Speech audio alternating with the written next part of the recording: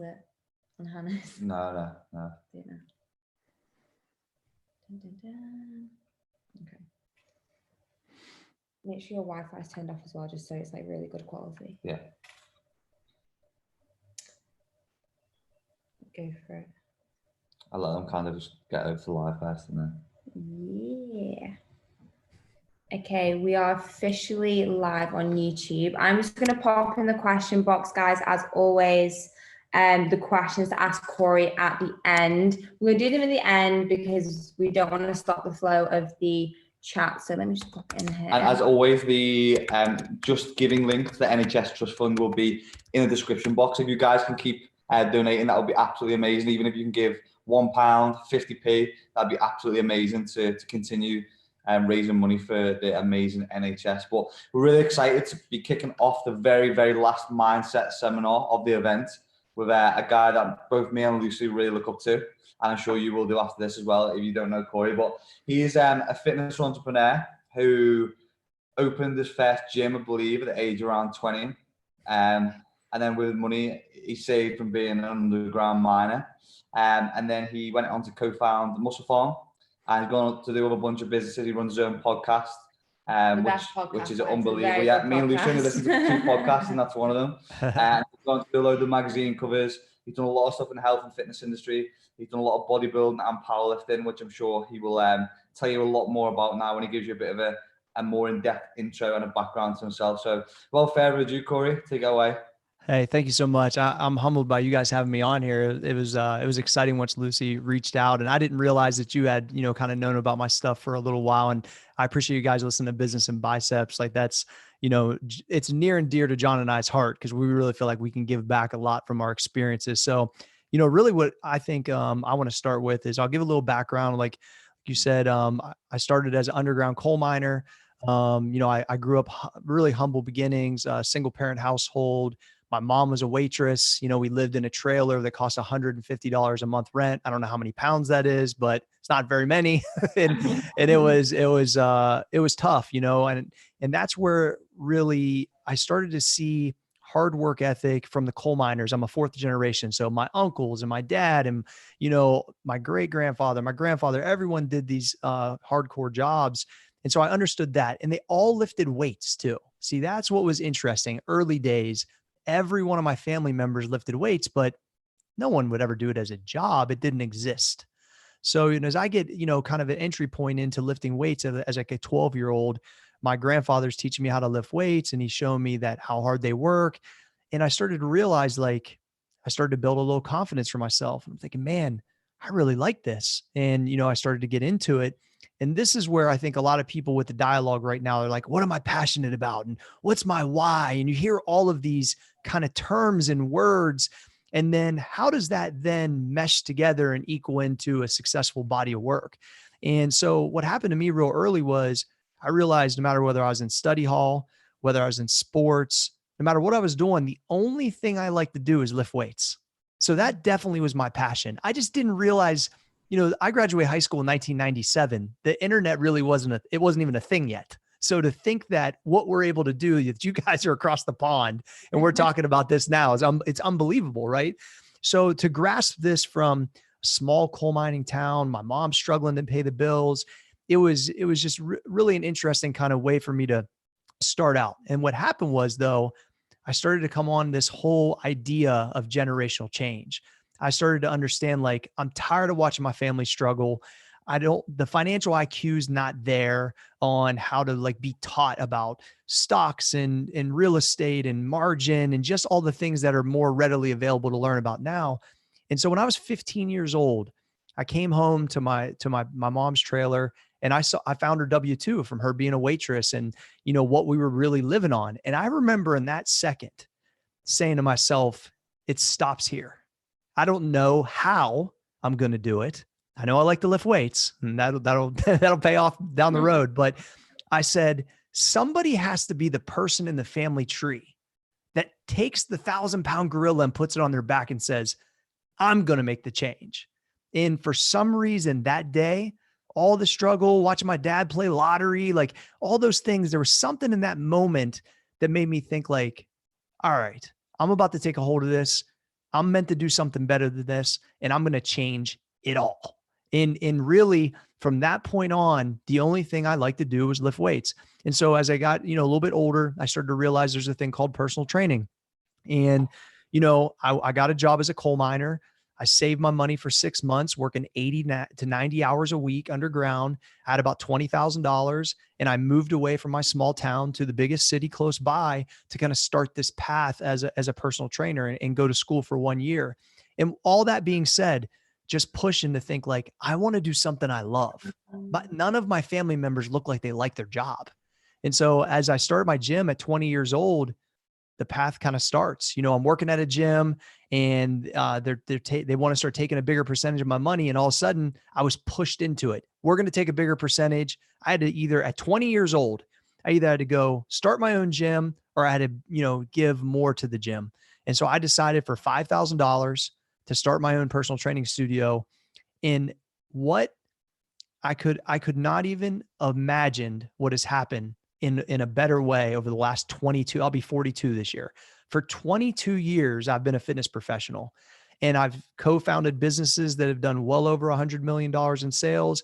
I, founded businesses that had done, small, but multiple 7-figure businesses, and was able to build personal training for 10 years, co-found a couple supplement businesses that have done well, and literally be in rooms with my idol. I worked with Arnold Schwarzenegger for 4 years. I still go to his house for Christmas every year. It's unbelievable. But when I was sitting in that trailer at age 15, there's no way I could have imagined the amount of possibilities that were there. And here's why I think the perfect storm happened. I had my purpose, which was generational change, which, by the way, hasn't ended yet. That is like a lifelong pursuit, that you are the grandpa that set everyone up. Maybe not from a dollar, but from the financial part of it. Like, I, in the same day last week, had a conversation with my mom about 5G stocks that she's interested in, and my 9-year-old son that brought me a $50 bill from his birthday asking what stocks were, available, that were, because he keeps hearing me talk about stocks are on sale right now. So I said, American Airlines, Carnival. He's like, in the same week, I had generations on both sides asking me financial questions that my family would have never had if I didn't take that on at 15. And so what's crazy is it wasn't easy. I had to go up and down and sideways and all kinds of different stuff, but there was things that never changed. And here's one of them. The why, when the wick was lit, it doesn't go out. The generational change matched with the passion of fitness, matched with helping people. Those 3 things are so powerful when they're in line. It's literally virtually unstoppable. And so over these times of these crazy schedules, I get, I'm up at 3 a.m. I'm working out by 4 a.m. I study a couple hours every morning. I work out a couple hours. I keep a crazy schedule, but guess what? I also get a crazy result. And so kind of my path to this point has been matching up these things that are so internal. Nothing about what I'm about is surface. It's also deep. And that's why it's rooted. I don't care about the work because I'm having fun. I don't care about the work because it's impacting these people. And now I even have a bigger kind of feel of like getting it out, because I think sometimes people have a hard time meshing all of this stuff together. They know they're passionate about here, but they don't really know what their why is, or it doesn't burn as deep. So it's like, you have to uncover some of these things. And thankfully I did them at a really young age. And then I just didn't take no for an answer. And I believed one day I could be on the cover of magazines. I believed one day I could have supplements at GNC. I believed one day that I could do all these things. And then when I was in those, and had the opportunities to so-called deliver, I'm walking into Arnold Schwarzenegger's office to pitch for him to be my business partner. I was ready for that day. I've been studying for hours every morning. I've been working on my body. I was on the cover of Fitness RX with my kids at that time. At the airport, one of the investors grabbed the magazine and brought it to the meeting and threw it to Arnold. His respect level for what I was about in that second changed. My idol's sitting right there, and I've been getting ready for it my whole life. And when it was my turn to talk, put me in, coach. I was ready. I prepared myself mentally and physically to be in these spots. I've never taken drugs. I'm lifetime natural, which is a big deal in our industry. And that's important to me. I've been carrying that kind of torch for all these years too. And I've had ways that I do things. I'm not a Me Too player. I create my own stuff. I operate the way that I do. And it's really based on that one day. And hopefully that day, whenever I decide to hang it up, which I don't know if that ever really exists now with the internet, but that things like just happened the other day where I hear both generations talking about a different level of finance, both generations having better experiences, whether it's travel, whether it's retirement, whether it's as they're coming up and they want to start businesses. Like none of this was happening until I took hold of it and said, it has to stop. You know, this type of living, this type of thought process, this money doesn't grow on trees, and maybe you can't do what you want to do for your life and have fun. Like no one was saying I couldn't do those things, but no one was saying I could either. And so as everyone started to see me progress, I always had tons of support, but then I also had a lot of people that didn't believe. And that's okay, because most people can't understand what your thought process is and not a lot of people can understand if you can't see it and touch it, that it can be real. There's a faith in a confidence to that. That's not cocky, because I expected to win, but I wasn't entitled to win. I expected to win because I was understanding all the work I was putting into, all the people I was learning from, how I was making myself different. 15 bodybuilding shows, 30 powerlifting events. I did an Olympic lifting meet, a bodybuilding show, and a powerlifting meet in the same weekend. No one's ever done that before. I've always pushed myself to say, I think people can do it better than me, but I'm the one that said, I'm going to fucking do it. So it's like, the thing is continuing to push yourself and not really care, because I really don't care what the other competitors or same at Muscle Farm. When I was building Muscle Farm, people would ask me all the time, what do you think about BSN? What do you think about Muscle Tech? What do you think about USN? Whatever the company was, I would go, I don't even know what they do, because I didn't care, because I was doing me. I was building what I was about. Like, I'm not comparing myself to anyone else. I'm doing what Cory and the businesses that he's involved in, because I believe I'm going to bring the best version of my product, my business, and what I'm about. And so what people don't, I think, maybe understand, or they're afraid to showcase because they're afraid of, people judging them or whatever. It's like that right there, that authenticity is where the sauce is at. Like, that's where people tend to say, I want to be a part of that. That's the motherfucker that's out here just hanging it out to dry, pushing himself. He wants it. He knows I'm not Mr. Olympia. I don't have any world records, but every ounce of what this body can get out of it is got out of it. 1000%. Like, and I know if I would just do that for a consistent period of time, that it would have to amount to something. How could it not? And so when people are watching this, whether you're in fitness, you're not in fitness, it doesn't really matter. You just have to find these few pieces and match them up to where you can say, this is why I do it every day. This is what I love to do. And this is how it ties back to hopefully enrich people's lives. And if you can match those few things up and then together put together a strategy daily that you follow and you're consistent, then you are literally unstoppable. And my stepdad used to tell me all the time, in the coal mine, he never really cussed or drank. He worked out. He's kind of a low key dude. But he said, this one guy was messing around with him one day and he was like, man, I might have to fight this guy for real. And underground, they got a whole set of rules. He's like, I told him he better pack a lunch. He better pack a lunch because I'm not going to wear out. And I just remember him saying that to me. It was weird because he's a confident dude, but I've never really heard him talk like that. And I was like, that's how it is for me every day. Like, competitors, people that want to come at me, pack a lunch. I'm going to wear you out. I know it because my shit's real. And so when you get to that point, that is the difference maker. That's why Arnold Schwarzenegger wanted to work with me. That's why when I was hanging out with Tiger Woods, the respect was there. That's those things. I got tested at the highest level and didn't piss down my leg because it was real. And so I think if people can get it to that point, then the success will open up for them, because they don't care what these people think. They're building their personal confidence. And really, at the end of the day, it doesn't matter, because it's really about what you want and what you're trying to accomplish. So that's kind of my, mindset in a whole. It's it's meshed over these years to this, but it's a constant effort daily between mind and body I have a system. I stay to it. It's a little boring at times, but the things I've been able to accomplish with my so-called daily boring schedule has been something that I could have never even dreamed of. I mean, the last time I was in the UK, I was in Birmingham, I believe.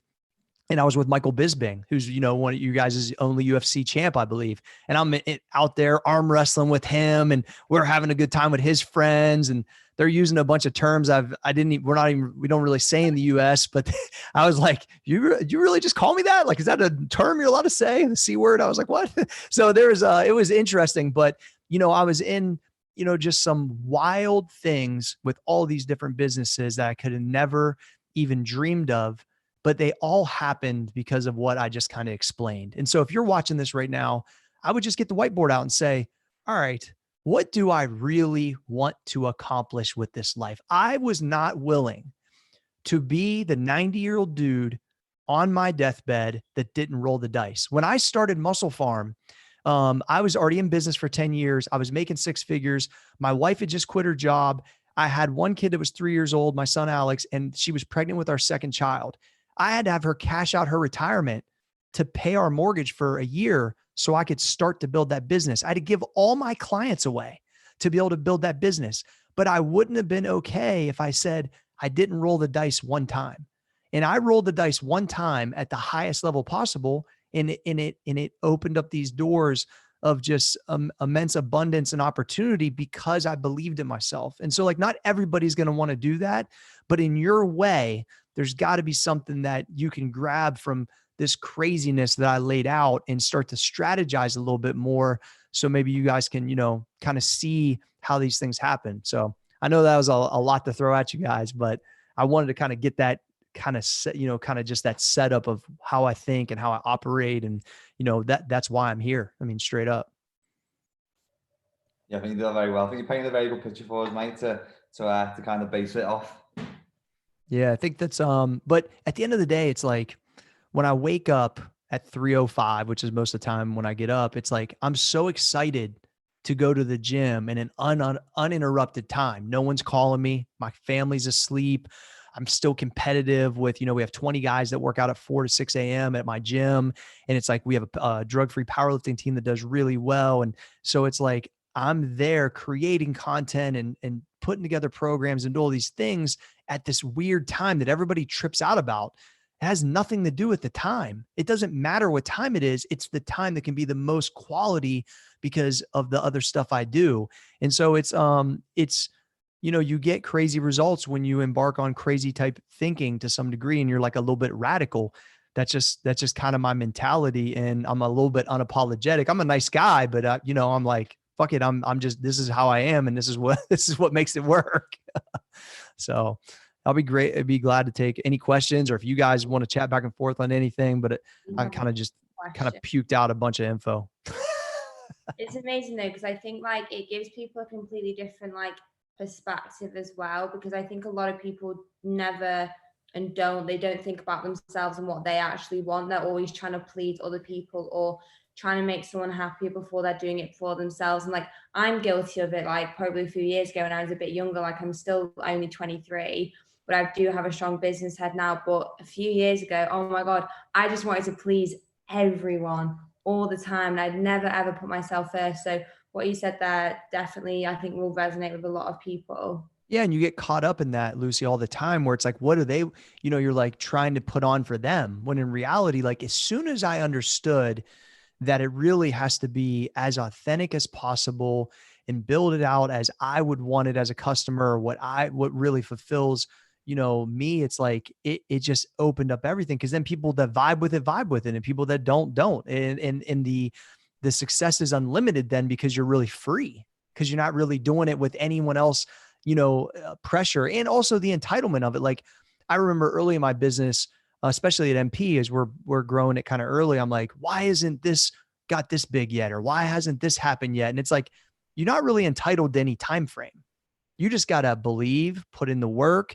And if that passion and that work kind of comes over time, it's like, there's no time clock. So is it 1 year? I know you've had a lot of good success.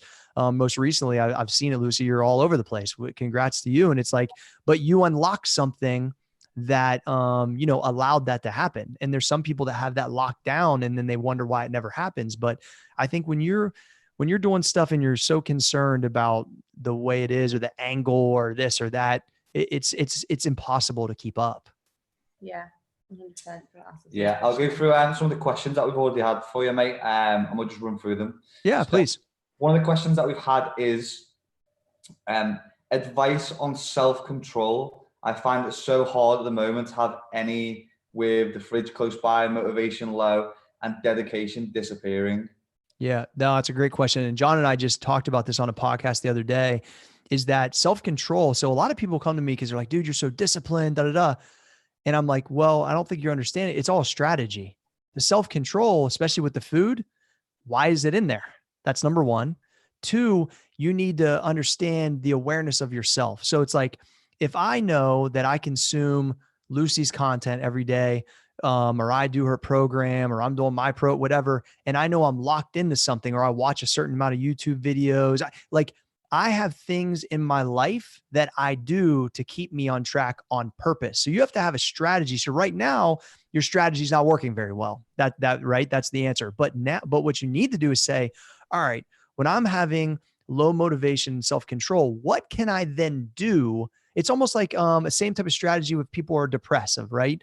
If you don't have actual clinical depression, but you're going through waves of depression, which everyone does, what song that you put on is going to make you sing as loud as you can in your car, like you're in the top down, right? Everyone has that. So I throw on some old Tupac and I'm like, let's go, And so but there's that for everybody. And I think you need to have those things in place to then put yourself, I say, through the washing machine. So then when you come out, you're cleaner and you feel better. Same with this. I need to watch a CT Fletcher video to get pumped up. I need to do this. I need to listen to this song, and boom, I'm hyped. Or I'll read an article. I'll do this. So I think you got to say all right. And I've explained this with depression before. I would go, boom, first the music. Boom, right to a workout I love, no matter what. An old 70s chest and back Arnold workout, something I enjoy, something that's the, building blocks of who I am. Maybe there's a book. And you know what? And sometimes when I can't sort through it, I just disappear for a day and go down and see my grandfather, who taught me how to lift weights. He's 93, World War II vet, and just go spend time with him and come back refreshed with different perspective. I think it's the same for discipline. It's an environment, it's strategy, and it's having things that will pull you out of that when you're having a hard time dealing with that. I think you got to get your strategy better. Amazing. Do you want me to go for this loads that just come through? Yeah, put one there and we'll flip back and forth between the two.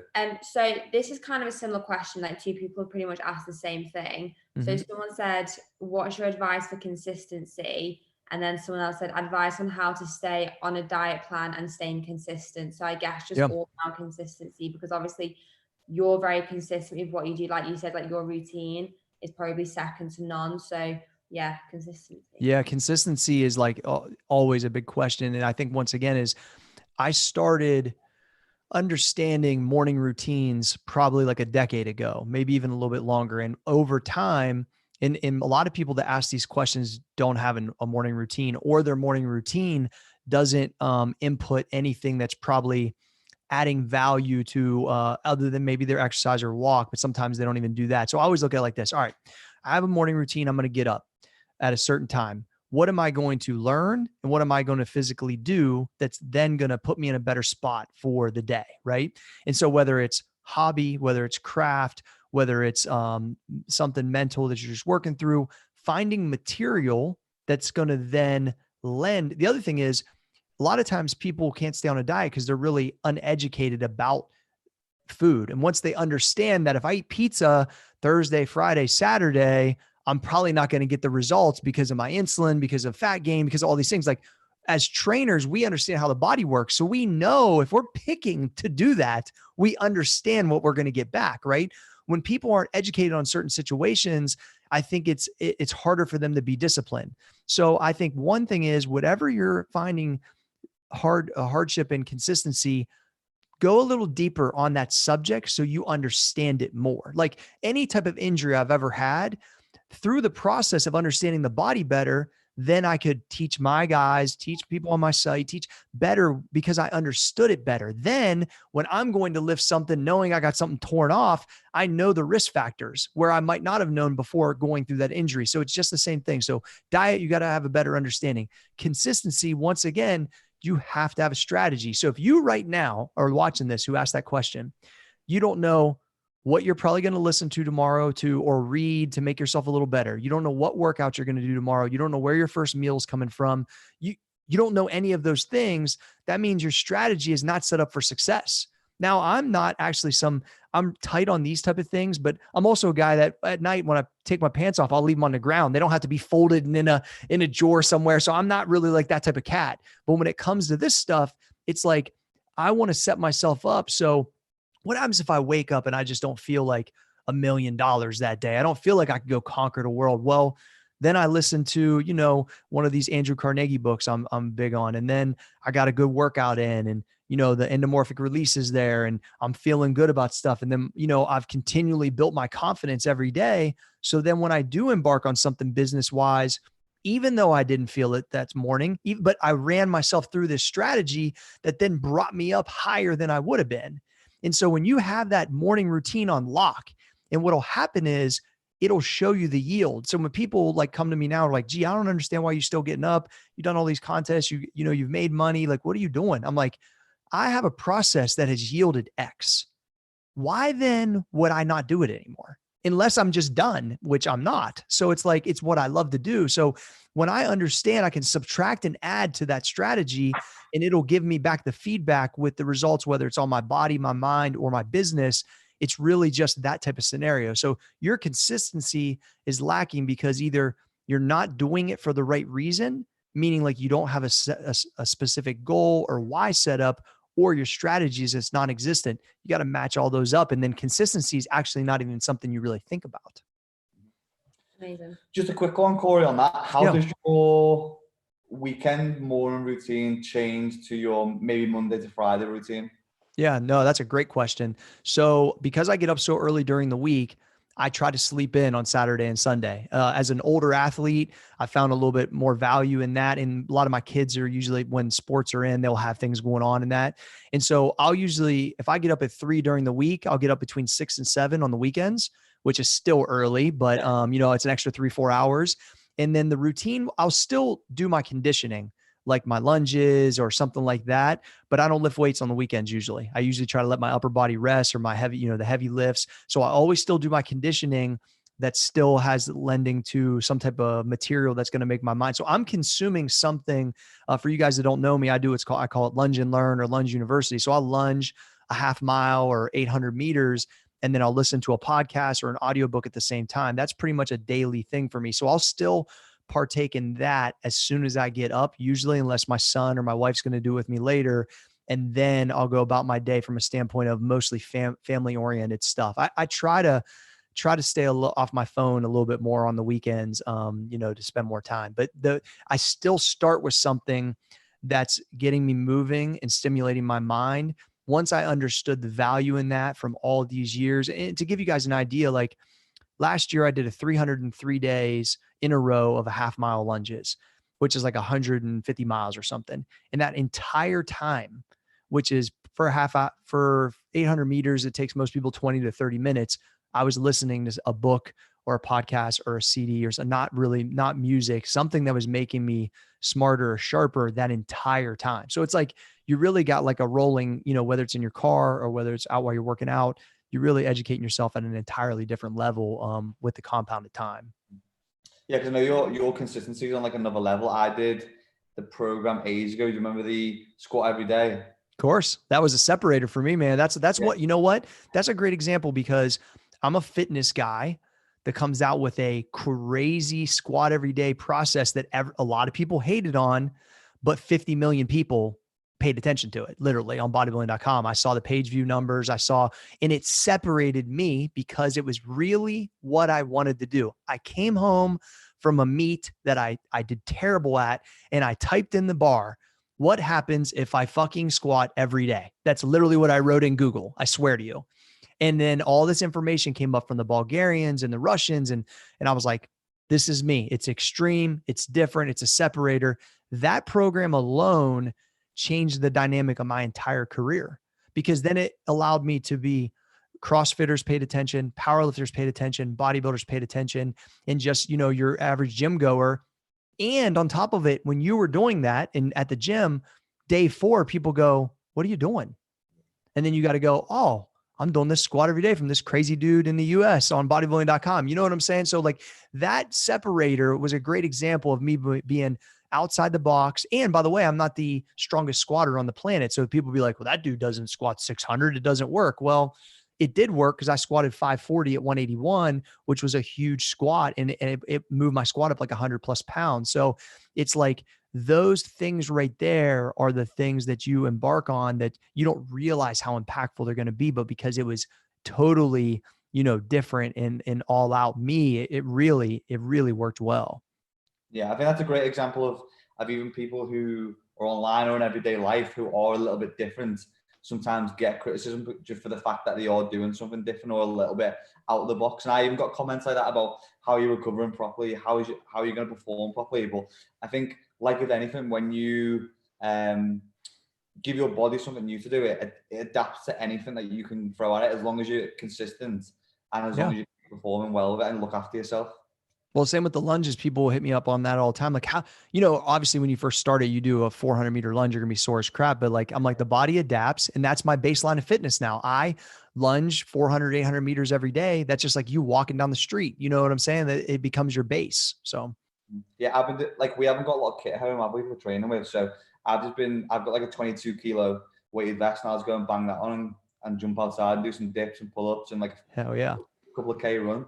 And people sometimes ask me questions about that. But again, especially at the moment when we're in isolation, if you can do something new or do something different, the good thing is that you're going to be shit at it, and everyone's going to be at a certain level where you are shit. The good thing is that you get better quickly with things, and you get that endorphin release, and you feel better from it because you're challenging yourself and doing something different. Absolutely. Absolutely. Another question for you, Cory, is at the moment, I find myself constantly in my own head and fucking up my day. How can I get back control? Yeah, man, I'll tell you what, my wife's a little bit like this, so I can identify a little bit. Like we've shared, thought processes before where things are constantly, there's 9 different things happening, and my brain doesn't work that way. I can kind of compartmentalize stuff and focus on a certain thing, but then I miss a lot of stuff sometimes because I'm really only focused on 1 or 2 things and I'm just trying to zone in on it. So what happens is you have to find, once again, some type of mental strategy for that. So you've got to find out, okay, when I've got certain points, whether it can be supplemental, whether is it CBD, is it meditation? Is it, it feels better after you work out? There could be non-negotiable items that you have to do, and you're going to have to test. See, the one thing I think that I found out early in my career is you are your best science project on all of this stuff, because not everything works for everybody the same way, right? But if you at least are searching for, I would be Google searching all these different things, who has found, success in meditation through this, who has found success in using maybe meditation and CBD, or sleeping 5 hours over 7 hours, or lower caffeine because maybe caffeine moves it up higher. So I think what you got to do is you got to start to really like break down yourself and say like, all right, obviously I'm doing this and it won't stop.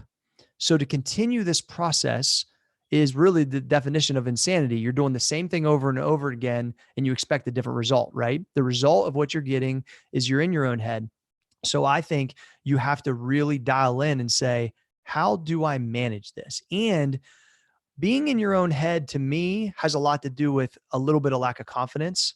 So if you get in the best shape of your life, and you along that way partake in material that is lending to this type of thing, it would have to take that down a degree.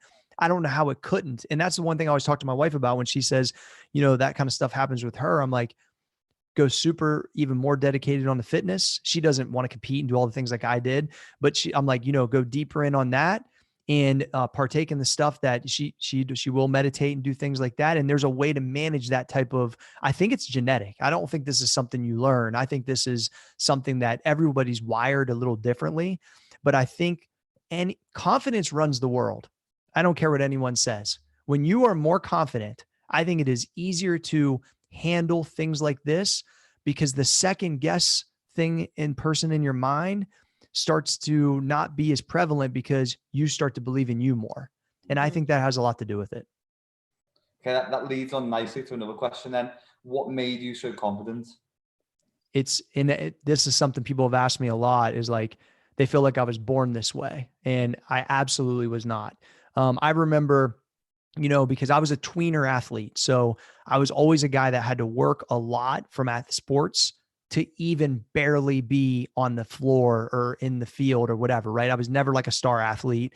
So I always had kind of an underdog mentality. So I think having that early, and then having not the nice material things, right? So I was a tweener athlete with, we weren't starving by no means, but I definitely didn't have the brand new kicks and all the new clothes. I didn't have any of that stuff growing up. So, which I'm thankful for, or I'd never be like this. So it's like, I think that having those things set up, it made me want to work harder on my game. It made me want to, do more in my craft. It made me always have this I'm behind underdog mentality that I put so much work in. Through that process, I started being more confident about what I did. Now, on the flip side too, is I was always testing the things on myself. So the way I learned was not by going to university or college, right? The way I learned was from the actual doctors that wrote the books I was reading. Like, I actually reached out to them and learned from them personally. The way I learned and got to finish my bodybuilding knowledge was sitting at breakfast with Arnold Schwarzenegger and asking him the questions. The way I learned the powerlifting was by searching out the greatest powerlifting coach of all time, Louis Simmons at Westside Barbell, who's in the US, is really popular over there too, overseas. And it's like, I went and searched out these people to learn, and not everyone can do that, but now with the internet, you can do some amazing things to learn and then test. So then when I would bring out information, or I would get a chance to be on the microphone, I don't have to make this shit up. I lived it.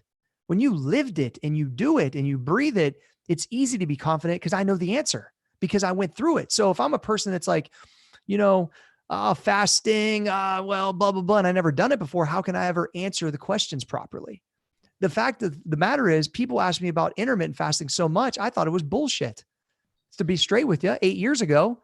And then I tried it and then ate the way I kind of ate anyway, and then made my own tweaks. And once again, it completely changed my whole business because I had my own whole approach I do. So it's like, the confidence comes from daily routine and daily trial and error, because I've failed at a bunch of stuff, but at the end of the day, it's not really failing unless you just quit and give up. You know what I'm saying? So even in business, when I run into roadblocks, I'm real honest about those things too. Like, if something, people ask me sometimes about things at Muscle Farm, I'm like, yeah, we didn't do that right. We didn't do that good. This is why this happened. Like, I don't try to act like I'm somebody I'm not, but if there's an angle of something I'm real confident in, I'm going to tell you that probably because I lived it. So I think it comes down to constantly trial and error. It breeds confidence because you get those little wins along the way. And it's the combined amount of those little wins that then breed the confidence that I think people aspire to have. But it's not, there's no gift there. I have to work on it every day, and I have to continue my learning, or I would never be like this. Like, I have the hit the button mentality, meaning like, hit the button, put the mic on, let's go. But it's backed up because of years of, putting work in to feel this way. Cool. I think you just touched on another topic there, which was intermittent fasting. Both me and Lucy intermittent fasting. I know a lot of our listeners already know that. But can you kind of touch on your intermittent fasting routine and your experience with it a little bit? Yeah. So, I come from 15 years, or let's call it 14 years of bodybuilding diets. I mean, I had them on bodybuilding.com. I sold tons of protein. I was all up in that, right? Competed. But here's what I realized.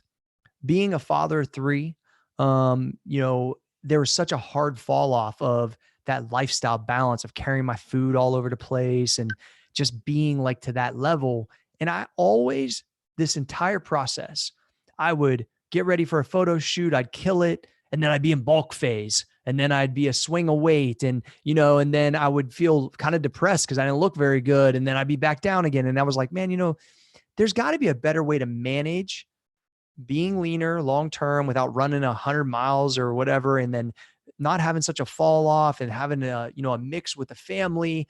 And I was just in search for it for a long time. And I learned from Mario Di Pasquale, who wrote what's called the Anabolic Solution, which is also called the Anabolic Diet. Now, the Anabolic Diet's really like legendary type stuff, but there was a lot of parts of it that I didn't really get down with or didn't like work well with me, but I understood manipulation of insulin from learning from Mario. And then he taught a guy named Dr. Eric Serrano, who's really popular in the US too, but he's kind of like an underground, really, really smart doctor who happens to live behind my gym randomly. Like he literally, I found him, like I studied him on the internet, and then I figured out that he basically lived down the street and I had no clue. And so at 20 years old, I'm like, or I think I was 22, maybe, I just started showing up at his office every day. And so he wouldn't see me. And finally he's like, what do you want? And I was like, I think we need to be friends. Literally, that's what I told him. And I was like, I need to learn from you. I didn't have traditional education, but I studied Mario Di Pasquale. I'm studying your stuff. And that forged a relationship of years to understand the body at an entirely different level. And so here's what I got from fasting. When you fast properly and then you fill up your stomach with quality calories, your cravings are next to nothing. And that was one of the hardest things for my clients. That was one of the hardest things for me, is to control, not trying to chew my arm off in between those small meals and not being able to, have fun and drink beer on the weekends and those type of things.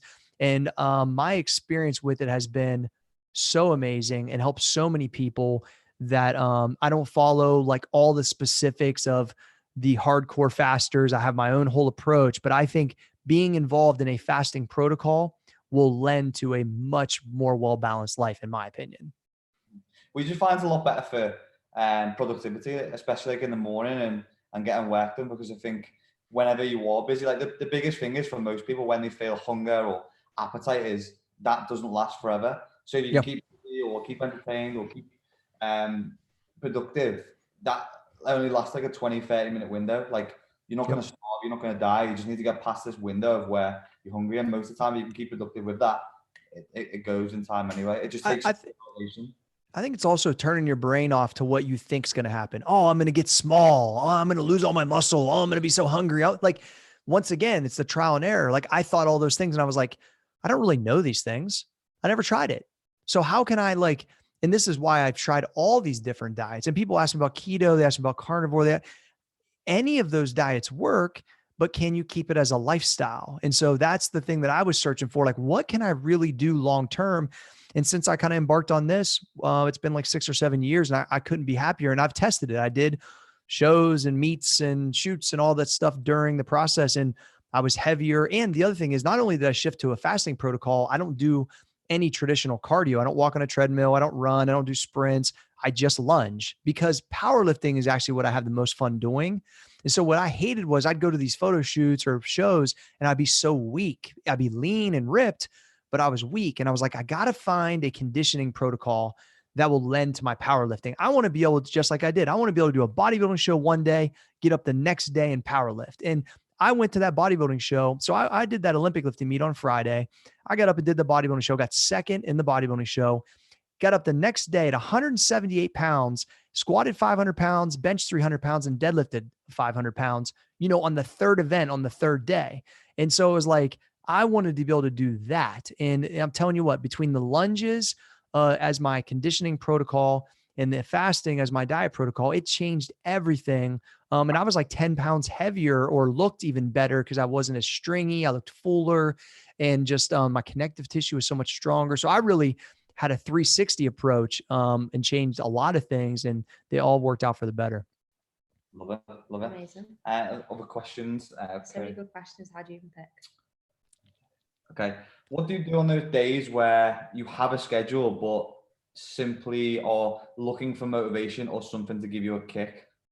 Yeah. So I think that one, it's always, my training is always going to be scheduled in because I'm doing it so early. There's nothing that's going to run into it unless I sleep in, basically, which happens like once or twice a year, maybe.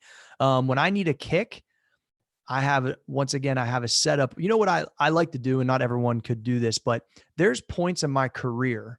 Some of the stuff was from the old bodybuilding.com days that I can watch myself on camera and see it, that I was in a groove, that I was ultimately confident, that I might have got just done doing a show. I can hear it in my voice. I can see it in my mannerisms. And I'll be like, where's that fucking guy at? Like, you know what I'm saying? Like, or I'll sign up for something. I'll say, I don't feel what's going on. And I'm like, you know what? I don't have a date on the calendar. See, that has a lot to do with it. And not everybody's going to have a powerlifting meet or a bodybuilding show. I understand that, but you could have once we're able to travel again, you might have a holiday, you might have something like your high school reunion, you might have a wedding to go to. Like, you have to create these things to create a quality pressure to the situation. So let's put it this way. If you're like, man, I'm having a hard time, I need a kick. Well, you don't have nothing to look forward to. So why, if you don't have some things in check, why are you trying to lose 10 pounds? Why do you care if you work out? You don't know those answers, right? That's why you're struggling. But if you had a wedding and you're going to see, some person, you just manufacture, it's like the self-talk me and John talk about all the time on the podcast. You almost got to manufacture something to help with that consistency, to help with that excitement. So it's like, you know what? Plan a vacation, plan a weekend somewhere, plan a thing in normal world. That'll push more of that intensity so you can get those goals. It helps a ton. So I always have something set up that I'm kind of reaching for, getting ready for, planning for. That changes a lot of your daily mentality when you have something like that on the calendar. Okay. Another question, I think me and Lucy were discussing this the other day in regards to how do you switch your mindset to being more selfish? So I think it's in regards to like bettering yourself by having more of a selfish mindset. Yeah. So I would struggle with this probably more if I didn't do most of that for me at the wee hours at 4 to 6. You know what I mean? Like, I think that this question a lot of times comes from, look, if I had to work out from 5 to 7 p.m. and I wasn't making it to my kids' practices, I wasn't there for dinner every night, then that would look to me as a very selfish thing. But it's my job though. So I would be out, like, essentially, if I train clients all day in the gym and that's the only time I had to work out to keep my profession, then I would have to be selfish. But instead, let's put it this way. I would rather sacrifice the 2 hours of sleep in the morning to keep that other stuff in balance so I can get what I want and everyone else gets what they want, or what I want as a whole from a family standpoint. So there is a selfish component to the point of anything that has to do. The sport that we're in has a lot of vanity to it. I want to have abs. I want to look good in my Gymshark thing. All that stuff is part of it. I mean, it's just what it is. So there's a self component to it. But at the end of the day, I think it's like, if you want to be better, you have to think of yourself. But the only time I got better was when the stuff that I tied tight with myself, I was then able to project out to make others better. So I think there's a component of it that you might have to be like, yo, stiff arm, leave me alone for a little while so I can get this figured out.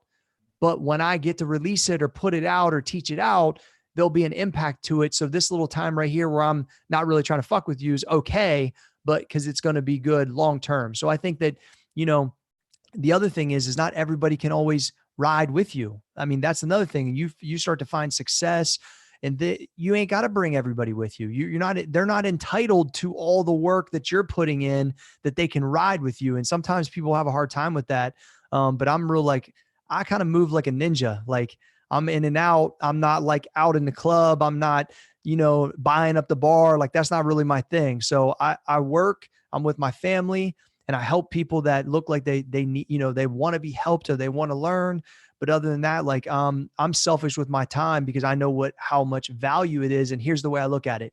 If you're going to waste my time, why am I wasting my time with you when I could be throwing the baseball with my kid? And that's real. Like, I'd rather be spending, like, I'm not going to waste my time with your punk ass when I could be over here doing something with my family that's meaningful. And that is just the truth. So like my time clock, like, is on. Like, I'm a stickler for that. Like, if people are late or they're wasting my time, they get that chance one time and then I ghost them. I think we were discussing it the other day, weren't we? Because I think sometimes even now, because people are spending so much time on top of each other, like we are, sometimes it's even, you need to be able to stay selfish. And like, for example, me and Lucy have not wanted to do the same thing at one point, and I need to take my own time to go and do something and go for a walk and say no, and same vice versa. Because even though you might have a family or you are in a relationship, sometimes you just need to do you and go and do something for you and have your own time away from. You have to. You have to have the stillness in your head. People have to be okay. So here's what this quarantine has done. Me and John talked about this on the podcast. Like, people have to be okay with not entertaining themselves all the time and that their own thoughts are there. There's a stillness to what's happening right now where people are having to battle some things. Maybe that hasn't came up in a while because they're out at the bar. They're always at work. They're always consuming something. Like, the stillness in your head that's happening right now, we might not ever really see again. So it's okay to say, you know what? My wife knows that about me. If I don't get that time in the morning, I'm really not the same person. I can't be as giving of myself to my family because I got to get that. That's a needed thing for me to be okay. That's my washing machine. I have to go through that. I have to get the energy out. I have to get the mental stuff. And then I can be the person I want to be, hopefully for my family. There's nothing wrong with that. You have to outline, everyone needs their own time. And if you're dodging that, it's probably because you're dodging something you need to handle. You know what I'm saying? In my opinion. I think what you just mentioned there kind of leads on to this other question, which is, what is one positive and one negative that you have learned about yourself through isolation? So one positive, I would say, is that, well, anytime you can get more family time, and it's such a forced time, because like my daughter's a gymnast. She's gone after school for like 20 hours a week in the gym, and she loves it, and she's training, but she's not home at dinner. And then I'm going to sleep at 9:30, like 10. And so we didn't really get to spend a lot of time the last couple of years. And now we're watching shows together, and she's like trying to do some volleyball because she can't really do the gymnastics right now. And like, it's been amazing, and I don't want to give it back. Right. So one of the positive things is I have to make sure that when we are around together, whether it's certain weekends or whatever, I need to keep that in my life. I didn't realize it was gone, until it came back at this level. In our relationship, you can just feel it wasn't bad. She knows I love her, or I'm there for her, but it was purely like she wasn't there, and I'm a busy guy. So the boys are around a little bit more, so I don't have that as much of a problem with them. They're at practices and stuff too, but not to the degree that my daughter was. So that's huge. I think the thing I learned, I knew this about myself already, because one of the knocks on my dad, who passed away like over 10 years ago, but he was a loner big time.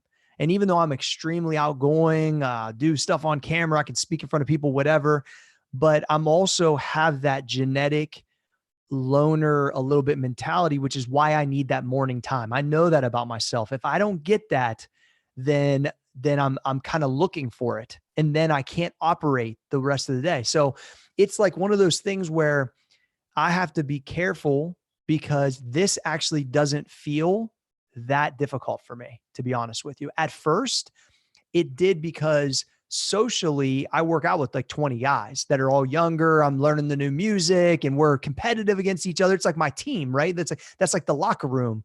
And then we have our game day, which is our powerlifting meet. So we essentially still have like a college or high school setup still to this day. And I'm in my 40s. It's amazing, right? So when that was pulled from me, I was like, ooh, okay. It shook me up for a couple of days. And then I started to adapt. And then the way I'm moving now, I'm like, this really isn't that much different for me.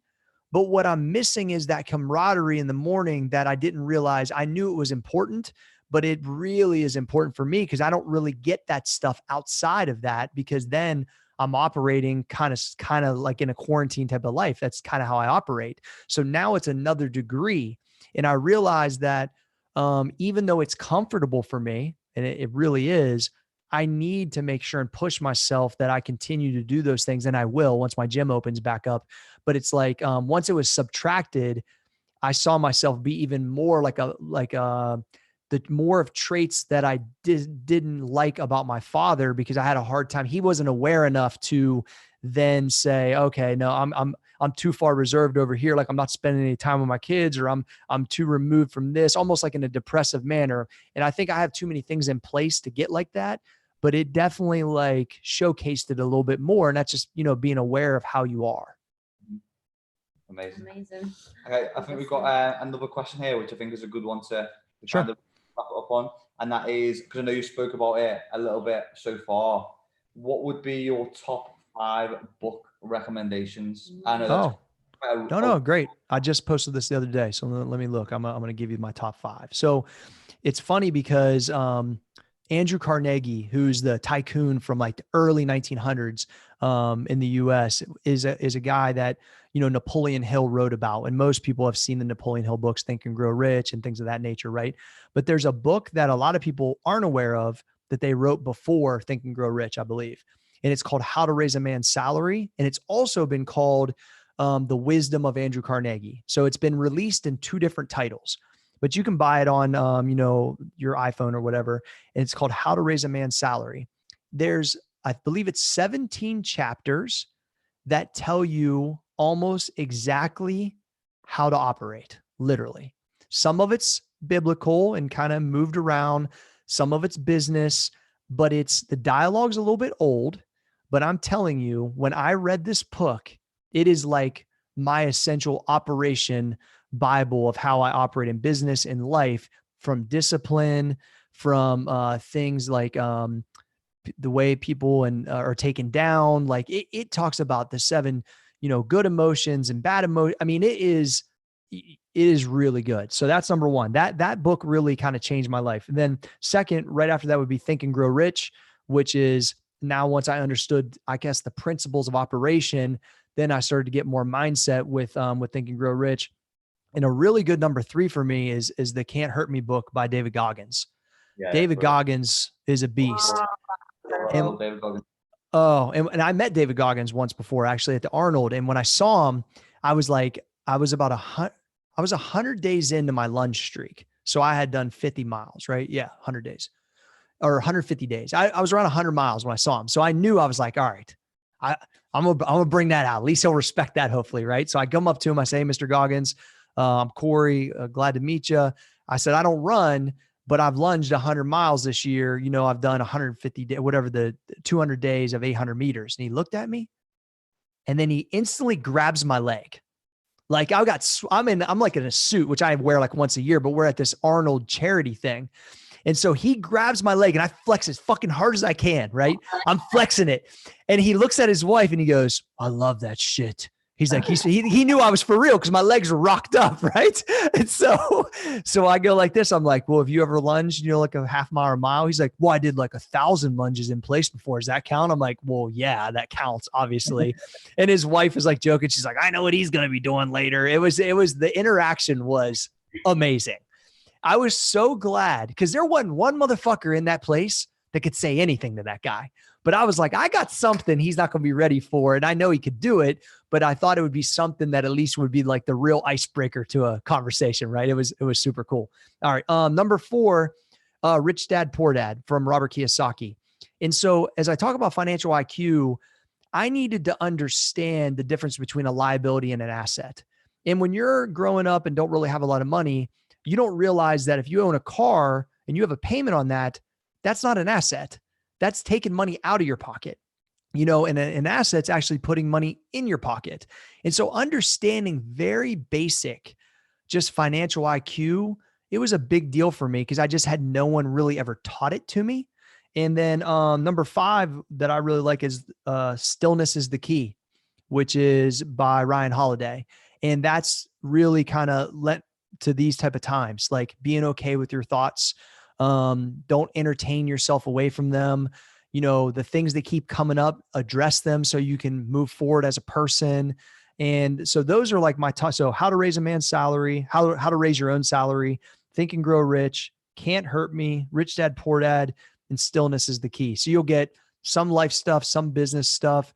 But I've got a whole library of things, but those are the ones I keep coming back to. And also don't be afraid to keep drilling them. I've listened to these things a bunch of times, you know, and with the first book I talked about, I'll have points in my life where I'm going through things and I'll go directly to certain chapters to reconfirm what I know I need to work on. So very strategic and like, yo, I'm dealing with this. All right, I need to exercise more self-discipline. Boom. Let me hear Andrew Carnegie talk about that again. And let me kind of vibe with that and wake me up a little bit. And so all of these things happen because I think I've outlined the material that I know I can go to when I need it. I'm not a person that wakes up on fire every day and I know it's going to be amazing. All these things are in place to keep that thing just going in the right direction consistently. Amazing, mate. It's been absolutely awesome to have you on. We've had loads of good feedback, and there's loads more questions that I don't think we're going to be able to get through. If you guys, I don't know how you guys got another call, because I can take a couple more if you got it. It's up to you. We've got another session starting next 30. So if anyone's got any more questions, Cory, where can people find you elsewhere in regards to online, social media, podcasts? Yeah. Give the listeners something where they can find you.